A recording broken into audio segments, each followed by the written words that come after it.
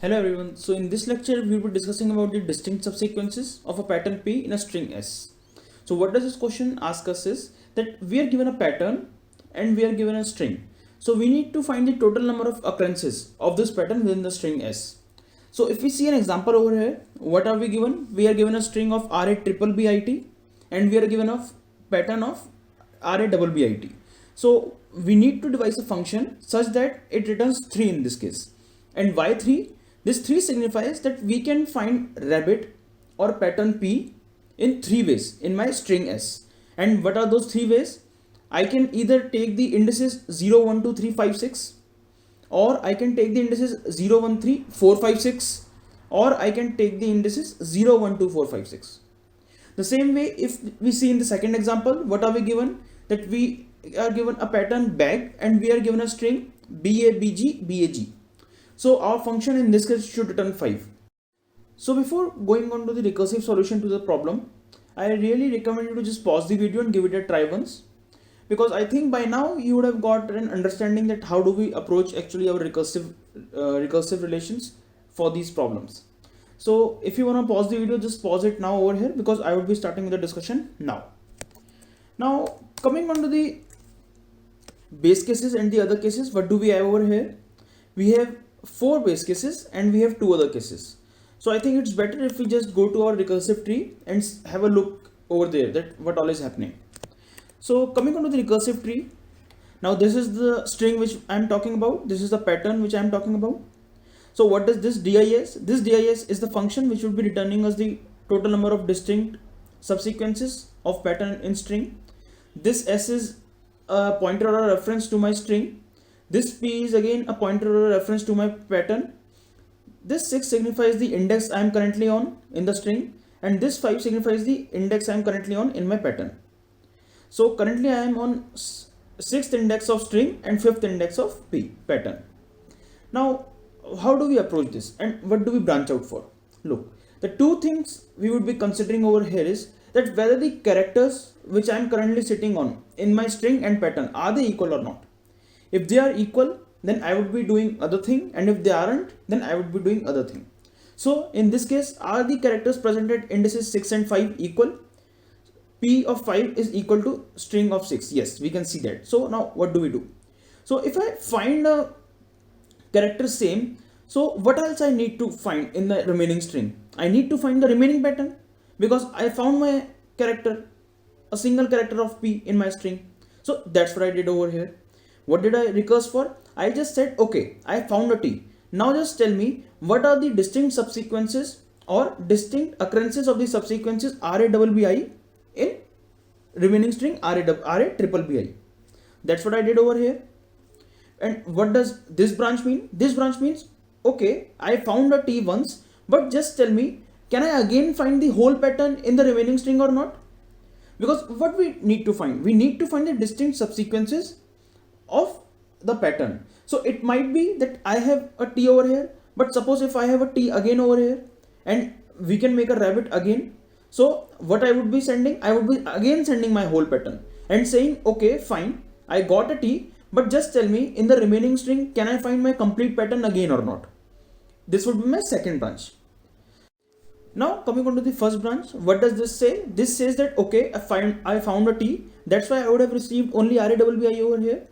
So it says I found a T. Now just tell me what are my distinct subsequences of finding RABBI in RABBI. So again, what would I be doing? I would be checking, is this I and this I same? Yes, they are. So what would I be doing again? Okay, I would be recursing once for that. Okay, I found my I and a T. Just tell me what are the subsequences or how many distinct subsequences of RABB can I find in RABB? I deducted I from both the cases, and in the second branch, what would I be saying? Okay, I found a I and a T, but just tell me that again, can I find a RABBI in my RABB or not? That's what I recursed over here. Now, if we go in the second branch, then what we would be checking again, is my last character same in both the cases? No, they aren't. So what we would be doing? We would be decrementing the indices in both the cases, and why will I do so? Look. If this I is not present as the last character over here, So I can surely say that I cannot find RABBI within this string which ends in a B. So what would I be doing? I will be just striking of this B and just saying, okay, just tell me in the remaining string can I find RABBI or not. If you didn't understand this, please rewind the video and listen to it once again carefully. So what would I be doing? I would be saying, okay, can I find RABBI in my RABB or not? So that's what I recurse for over here. But can you see one thing, that I have a pattern of 5 characters, but I have a string of only 4 characters. So I am now at this case. I do have a string of RABB, but I have a pattern of RABBI. So can you ever find a pattern of 5 characters in a string of 4 characters? No, you cannot find it. So it's my base case. And which base case I am talking about? I am talking about this base case.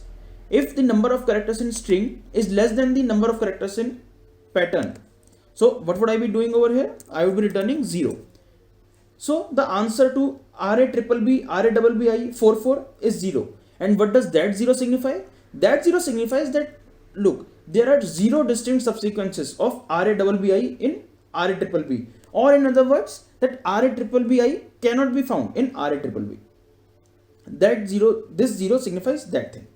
Now coming on to the first branch, again we would be looking at, is this B and this B same? We would be again branching out for RABB and RAB, and in second case RABB and RABB.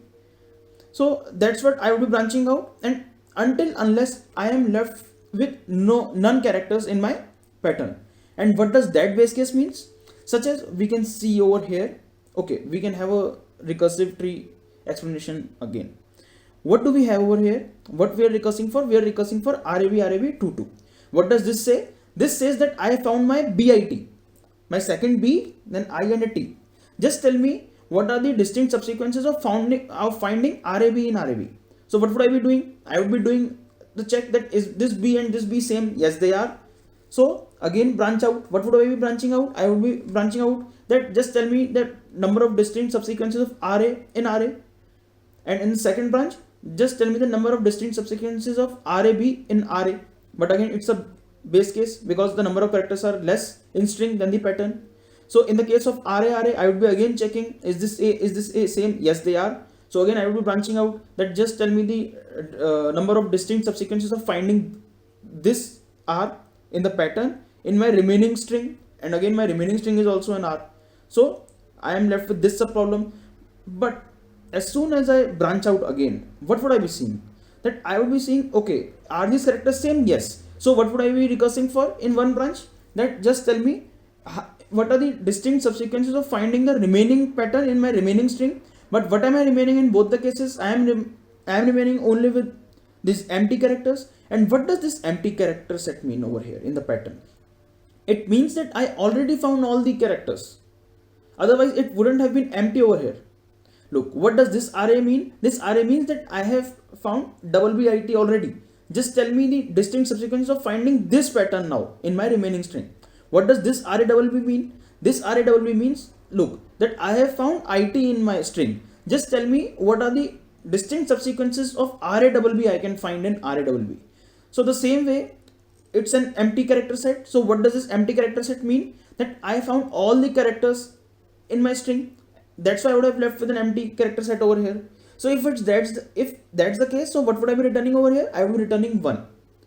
And what does this one signify? This one signifies that I have found a single distinct subsequence of my pattern in a string. And I am talking about this base case. If I have left something in my string, but I am not left anything in my pattern, or if I am not left even a single character in the string, and also I am not left with a single character in my pattern. In both the cases, I would be returning 1. Because even if I am left with something in string, but I do not have any character in my pattern, then also it means that I found my pattern regardless of whatever is remaining in the string. In the second case, my string is also empty, my pattern is also empty, but I need to only check my pattern, because regardless of any character in the string, if my pattern is now empty, then it means that I have already found my complete pattern till now. So I would be returning 1 in these both cases. In this case, I would be returning 0. This is again the case in which my string characters are less than the characters in pattern. And what is this case? This case means that I am left something in my pattern, but I am left nothing in my string. So I am talking about this case.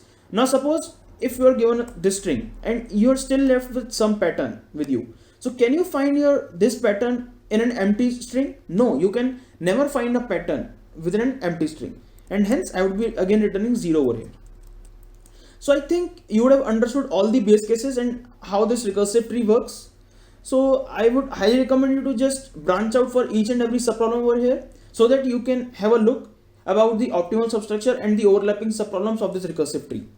So we can directly see that we do have overlapping subproblems, and we do see we have an optimal substructure, because with the help of all these base cases and all these subproblems, we reduce the solution to our intended problem. So we can see that we can approach this problem with the help of dynamic programming. So in the next lecture, we will be looking at that how will we optimize this recursive algorithm with the help of dynamic programming. So till then, thank you.